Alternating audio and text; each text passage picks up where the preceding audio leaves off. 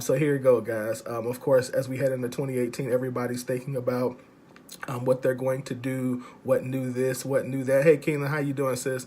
What you're going to do, what you're not going to do, what new resolutions and all that kind of stuff you're going to do for the next year. But I've got a couple of things that, again, before you start that, I need you to think about doing again right now. Anthony, how you doing? Richard, how you doing? Y'all, if y'all ain't hit that share button, go ahead and do it.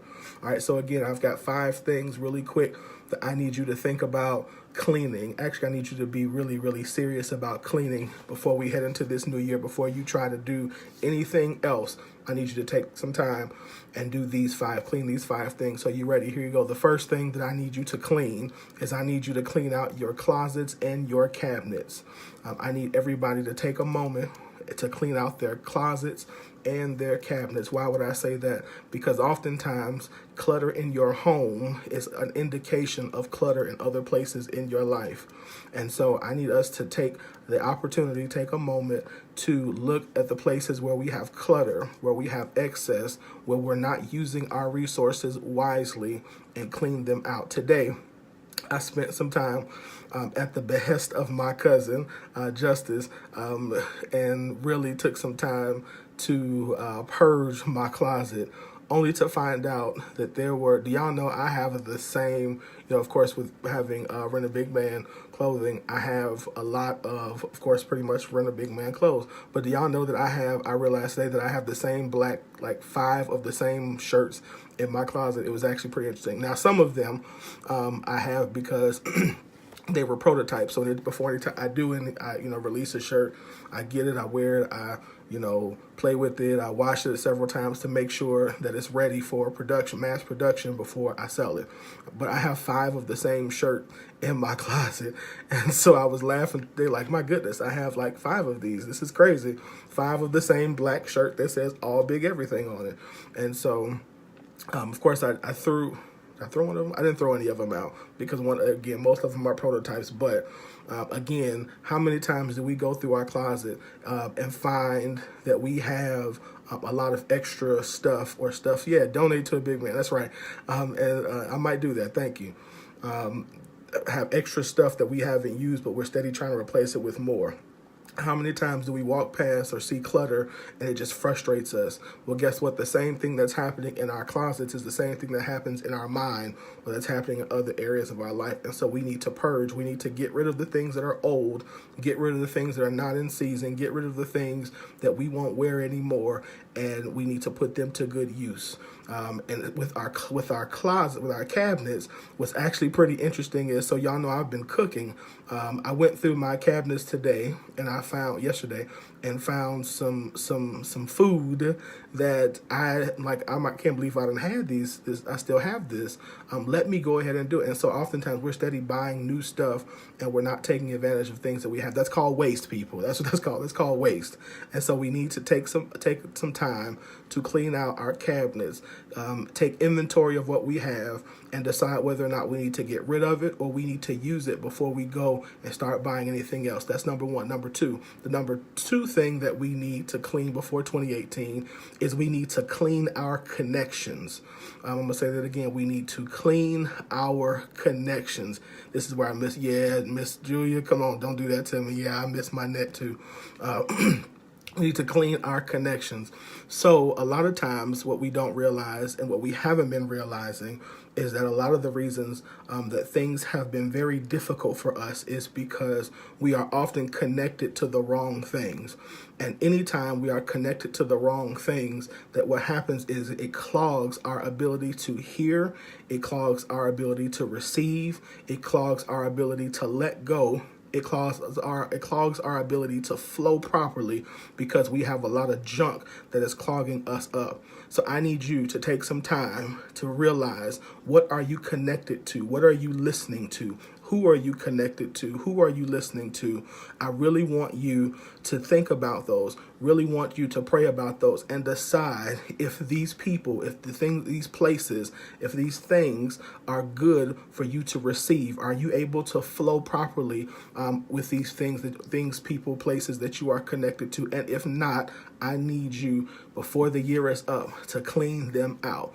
Bad information in means that bad information is going to come out of you. But if you put in good information, then you're going to realize that guess what? That good information is going to come out. So I need you to check your connections before the year is out. Number three, the number three thing I need you to clean before the year is out is I need you to clean your soul.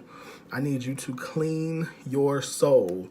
What does cleaning your soul mean? Cleaning your soul. Your soul consists of your mind, your heart, your will, and your emotions. Your soul consists of your mind, your heart, your will, and your emotions. All of those make up the soul. And so what it does by cleaning that place in your heart out, and your heart, your mind, your soul, and your emotions out, what it does is it helps reduce drama. It helps you focus on the things that you actually need to focus on that are good for you. It helps put you in a place and in a space of peace. And it puts you in a place where you can really, really focus on the purpose for your life. Oftentimes, because we have dirty souls, what happens is we regurgitate or we let out things that are not beneficial for us. The Bible says that out of the abundance of the heart, the mouth speaks. It also talks about that whatever the things that we think on, that we have to think on things that are lovely, think on things that are of good report. We have to think on of good things, because as we think on those things and they develop in our hearts, as we allow those things to be born and built up in us, then that's what comes out of us. And the things that come out of us are also in direct correlation to the things that we allow around us. Okay, so you have to clean your heart. What does it look like? Thank you, Nikki. I'm glad you asked the question. So your question is, how do you clean your soul? It goes back to checking your connections. The first thing you have to do is check your connections. As you check those connections, it will help you bring in better things. So it's just like, if you think about it, how when we eat better food, then we get a better product that comes out of us. When we eat bad food, then what comes into our body slows us down. It makes us feel bad, and over a long period of time, what it does is it clogs our arteries. It gives us heart disease. It's the same thing with cleaning your soul. What things are you taking into your soul? What things are you allowing to have access to you? How are you being controlled? Yeah, you are what you hear. Exactly. So what things are these things building up your soul? Are these things building up your mind? Are they building up your life, or are they consistently tearing you down? Are they trying to get you to do things that are not profitable for you? Or are there things that are willing to confront you and make you and force you to be better? So those are the things. That's how you cleanse your soul. You get rid of those things that are not healthy for you. You get rid of those mindsets that are not good for you, and that's how you begin to clean your soul. Okay. Number four. The number four thing that you want to do is you want to clean your budgets. Listen, I did some research today, and I saw that in the year 2000, we don't have 2017 full year numbers, but in the first half of the full year 2016, do you know that just in fees alone, just in overdraft ATM fees alone, that the banking industry has made billions and billions of dollars just off of fees? And subsequently, now I haven't found the numbers for this, but I can guarantee you, if most of us would go back through our budgets and clean those, just simply getting rid of something like fees, like late fees, some of the small things, subscriptions and things like that, things that we might not even know that are coming out of our accounts, or things that are small things in our budget. Reducing some of the amounts of fast food that we're eating can make a huge difference in our budgets. So we've got to take the time to spend the time to clean up our budgets.